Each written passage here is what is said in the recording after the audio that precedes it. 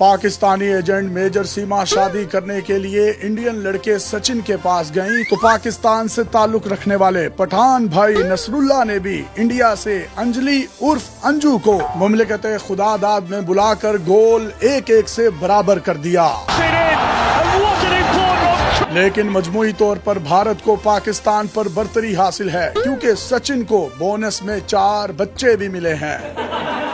پاکستان کی جانب سے یہ گول ایک پٹھان نے کیا ہے اور پٹھان اس مہیلا کے مورچے تباہ کرنے کی اہلیت رکھتا ہے۔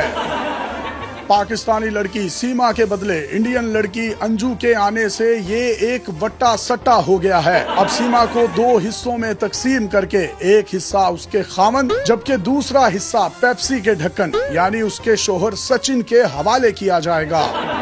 تاریخ گواہ ہے کہ پاکستان پر جب بھی کوئی مشکل وقت آیا تو پٹھانوں نے دشمن کو منہ توڑ جواب دیا۔ اس پاکستانی پٹھان بھائی کی انجو سے فیس بک پر دوستی ہوئی۔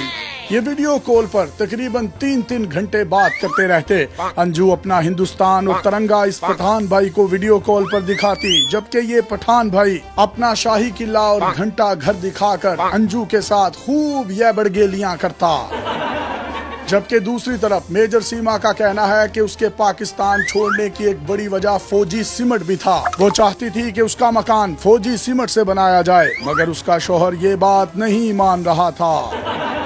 میجر سیما اور ناک میں مارنے والی انگلی یعنی اس کا شوہر میجر سچن انتہائی خوشگوار زندگی گزار رہے ہیں، لیکن میجر سیما کو اگر اب واپس پاکستان آنا ہے تو سب سے پہلے اسے 9 مئی کے واقعات کی مذمت کرنا ہوگی۔ پاکستانی یہ بھی مطالبہ کر رہے ہیں کہ جس طرح ہم نے لاتوں اور مکوں سے انڈین پائلٹ ابھینندن کا استقبال کیا تھا ہمیں بھی یہ عورت اسی سلوک کے بعد پاکستان واپس چاہیے۔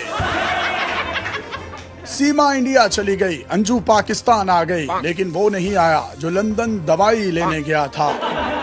اس پٹھان بھائی کے لیے صرف ایک ہی جملہ، ذرا نم ہو تو یہ مٹی بڑی زرخیز ہے ساکی۔ سیما انڈیا چلی گئی اور انجو پاکستان آ گئی لیکن وہ نہیں آیا جو لندن